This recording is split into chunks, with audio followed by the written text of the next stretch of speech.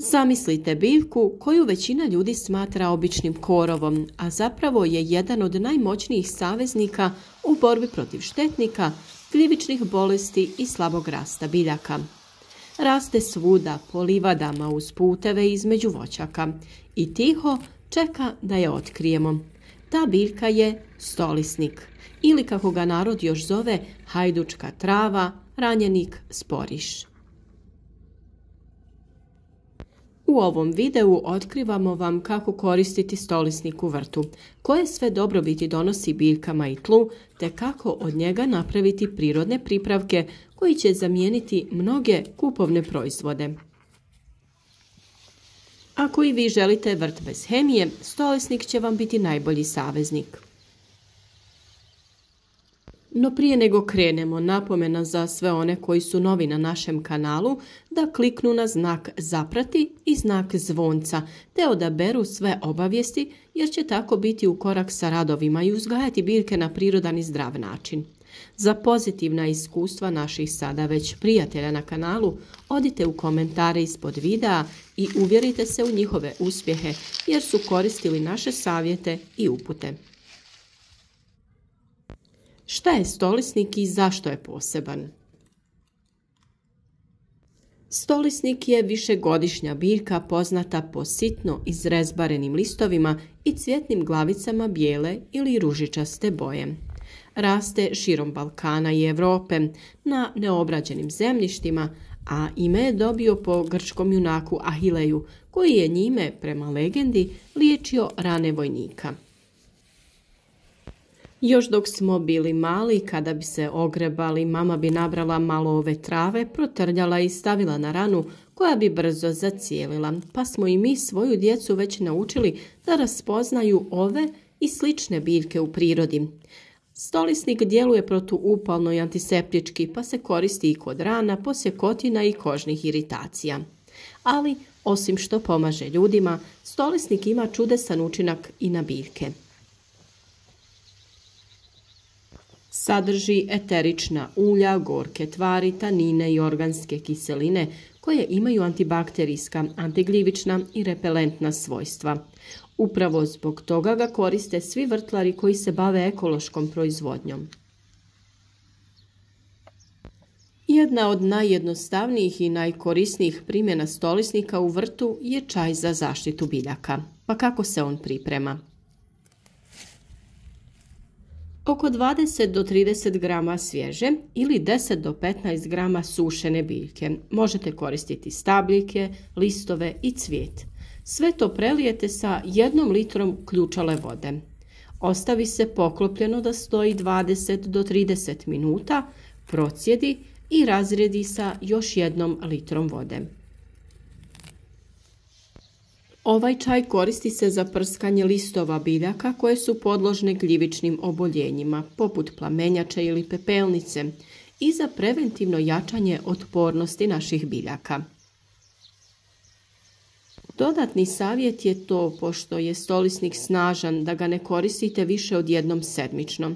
Najbolje ga je koristiti rano ujutro ili predvečer, kao sva ostala hranjiva i preparate koji se koriste za prskanje biljaka. Stolisnik se naravno osim za prskanje može koristiti i za zalijevanje korijena, to je za zaštitu ispod zemlje.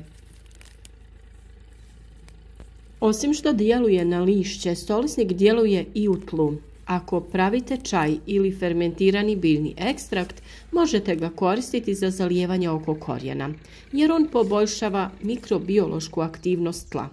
Odbija štetne insekte u tlu poput grčica i žičnjaka, jača imunitet biljke i pomaže kod slabog rasta. Recept za fermentirani biljni ekstrakt je sljedeći. 500 g svježeg stolisnika stavi se u 5 litara vode, najbolje kišnice. Stavi se sve u jednu veliku kantu, s tim da se stolisnik lagano usitni prilikom dodavanja. Ostavite da fermentira 7 do 10 dana uz povremeno miješanje naravno. Kada prestane da se pjeni, on je gotov i može se procijediti te razrijediti prije korištenja u omjeru 1:10 sa vodom. Sa tim zalijevamo biljke. Omjer 1:10 znači da se uzme 1 litra pripravka i dodatnih 10 litara vode. Ovisno o količini biljaka koje želite zaliti, vi prilagodite ovaj recept sebi. Možete i 1 kg listova stolisnika staviti na 10 litara vode. No tu nije kraj dobrobiti stolisnika. On se može koristiti i kao biljka za privlačenje korisnih insekata. Stolisnik je naime odlična biljka za međurednu sadnju i rubove gredica jer svojim cvjetovima privlači korisne osice, parazitoide, koje uništavaju jaja i larve štetnika poput žičnjaka.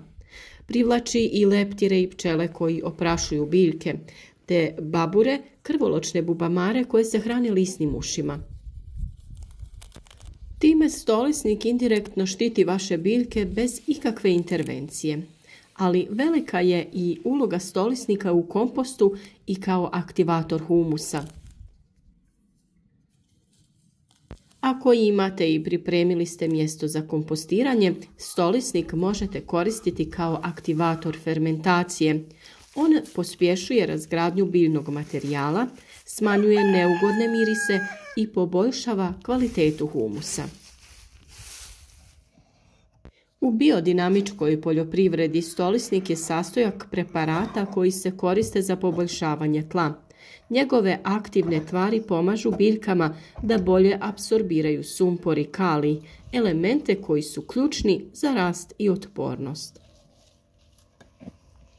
No, to nije sve. Stolisnik se može koristiti i kao pratnja biljkama. Ko se s kim voli?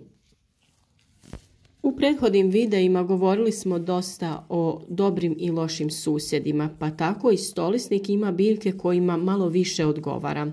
Može se saditi u blizini mnogih biljaka. Evo nekoliko primjera. Pored paradajza i paprike, stolisnik štiti njih od grinja i poboljšava aromu plodova. Uz kupusnjače poput kupusa, kelja, brokule smanjuje broj buhača i leptira kupusara.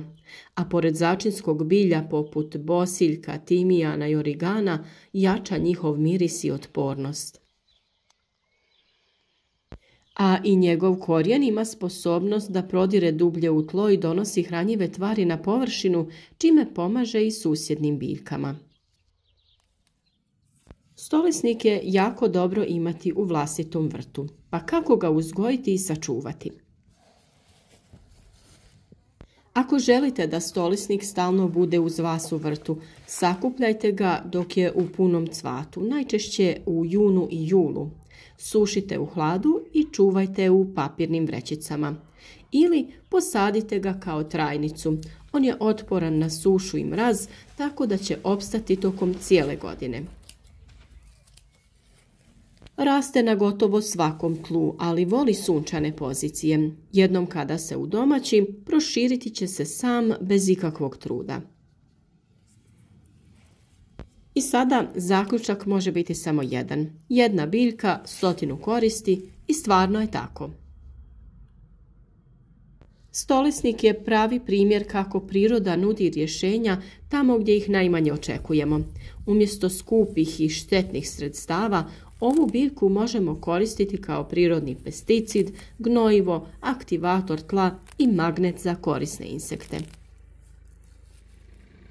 U svijetu vrtlarstva gdje se često okrećemo gotovim rješenjima, što zbog manjka vremena, što zbog toga što smo potrošili sve moguće ideje, jer nas ovo vrijeme stvarno tjera da na kraju koristimo neka hemijska sredstva, stolisnik nas podsjeća da su najbolji saveznici već tu, oko nas, besplatni i moćni. Ako vam se svidio ovaj video, kliknite na like, podijelite ga sa nekim koji još uvijek ne zna za moć stolisnika i svakako zapratite naš kanal, kliknite na znak zvonca i odaberite sve obavijesti kako bi uvijek bili u korak sa radovima i dobili obavijest o svakom novom videu koji sa vama podijelimo.